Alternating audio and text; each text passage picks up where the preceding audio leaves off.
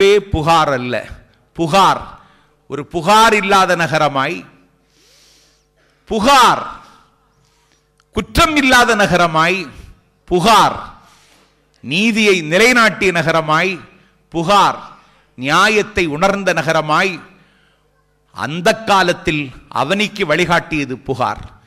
அந்த பூம்புகாரை, அந்த புகார் நகரின் மாண்பை, அந்த புகாரில் நடந்த அதிசயங்களை, அந்த புகாரில் நிகழ்த்திய அற்புதங்களை விரிப்பின் பெருகும், தொகுப்பின் எஞ்சும். ஆனால் 10 நாட்கள் சிலப்பதிகாரம் குறித்து தமிழ்நாட்டில் திருமுதுகுன்றம் தமிழ் மன்றத்தில் 10 நாட்கள் தொடர்ந்து பேசி அண்ணாமலை பல்கலைக்கழகத்தின் பேராசிரியர் பதிப்பு செம்மல் மெய்யப்பன் அவர்களால் இலக்கிய சித்தர் என்று விருது பெற்றேன். கண்ணகி சிலை கடற்கரையில் இருந்து அகற்றப்பட்ட பொழுது நான் கண்ணீர் சிந்தினேன். உலகத்தின் முதல் வழக்கறிஞர் கண்ணகி,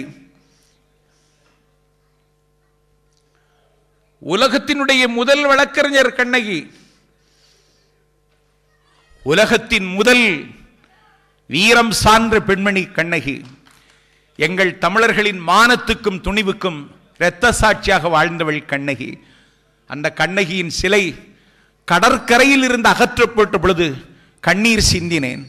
ராமாயணம் 10 நாள் பேசுவதற்கு ஆட்கள் உண்டு, மகாபாரதத்தை 10 நாள் பேசுவதற்கு பைந்தமிழ் நாட்டில் ஆட்கள் உண்டு, கந்தபுராணத்தை பேசுவதற்கு கணக்கில்லாத புலவர்கள் உண்டு, சிலப்பதிகாரம் பேசுவதற்கு இன்றைக்கு சிலம்பு செல்வர் இல்லை. சிலம்பு பேசினால், செந்தமிழ் நாட்டில் தமிழ் உணர்வை ஊட்டி இருந்தால் கண்ணகி சிலையை எடுத்திருக்கிற துணிவு யாருக்கும் வந்திருக்காது. ஆகவே சிலம்பு பேச வேண்டும் என்று 1000 அரசியல் அலுவல்களுக்கு மத்தியிலும் 10 நாள் பைந்தமிழ் நாட்டில் பேசினேன். எங்கே இருந்தாலும் தமிழனாக வாழ்வோம். வாழுகிற இடம் குவைத்து தான். இங்கே உங்களுக்கு வாழ்க்கை தந்தவர்களுக்கு நன்றி உணர்ச்சியோடும் விசுவாசமாகவும் இருங்கள். ஆனால் எந்த காலகட்டத்திலும் தாய் தமிழை மறந்து விடாதீர்கள். மொழி என்பது முகம், அதன் முகத்தில் முகவரியை எழுத அனுமதிக்க முடியாது. மொழி என்பது கலாச்சாரத்தை காப்பாற்றுகிற கவசம். அந்த கவசத்தை எந்த கட்டத்திலும் கலத்தி தூர எறிந்துவிட முடியாது. மொழிதான் மனிதனுக்கு விழி. சமயம் மனிதனை ஒன்று சேர்க்காது, சாதி மனிதனை ஒன்று சேர்க்காது. மொழி மனிதனை ஒன்று சேர்க்க வேண்டுமானால் சிலப்பதிகாரம் போன்ற காப்பியங்களை படிக்க வேண்டும்.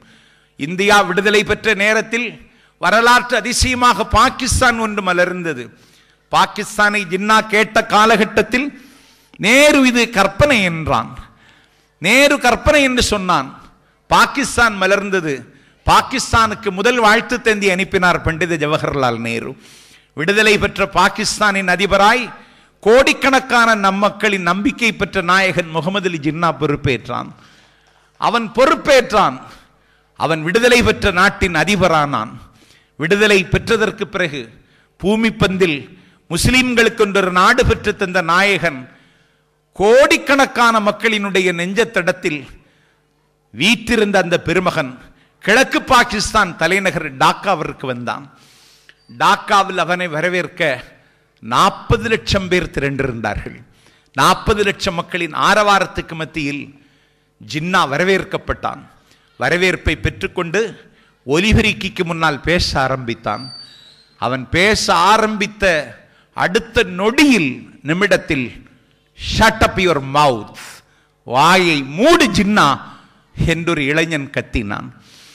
கத்திய இளைஞனுடைய வாயை அமுக்கி அவன் தோளை அழுத்தி அப்படியே உட்கார வைத்தார்கள். அந்த இளைஞன் அடங்குவதாக இல்லை. மீண்டும் ஜின்னா பேச ஆரம்பித்தான்.